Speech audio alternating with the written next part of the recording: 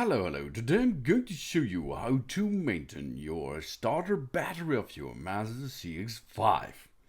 Keep all flames, including cigarettes and sparks, away from the open battery cells, of course. Before performing the battery man, remove the battery cover, and then you can maintain your battery. To get the best service from a battery, keep it securely mounted. Keep the top clean and dry. Keep terminals and connections clean, tight and coated with petroleum jelly or terminal grease. Rinse off spilled electrolyte immediately with a solution of water and baking soda. If the vehicle will not be used for an extended time, disconnect the battery leads and charge the battery every 6 weeks. And inspect the electrolyte level. Oh yeah, a low level of electrolyte fluid will cause the battery to discharge quickly. You have an upper level and a lower level. Yeah, the battery electrolyte level has to be between these 2 points, upper level and bottom level. This is the lower level, as you can see. Inspect the electrolyte level at least once a week.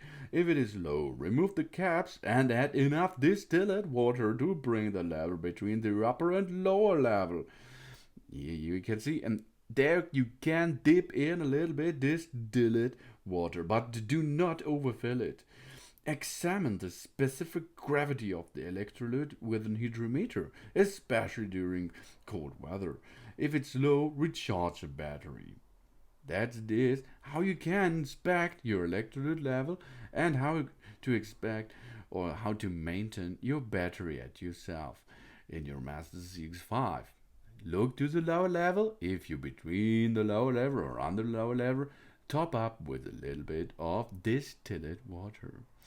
That it is, without technique, without anything. The only thing you have to do is look on your battery, keep it clean, and keep the electrolyte level between the upper level and the lower level. Yeah, that it is.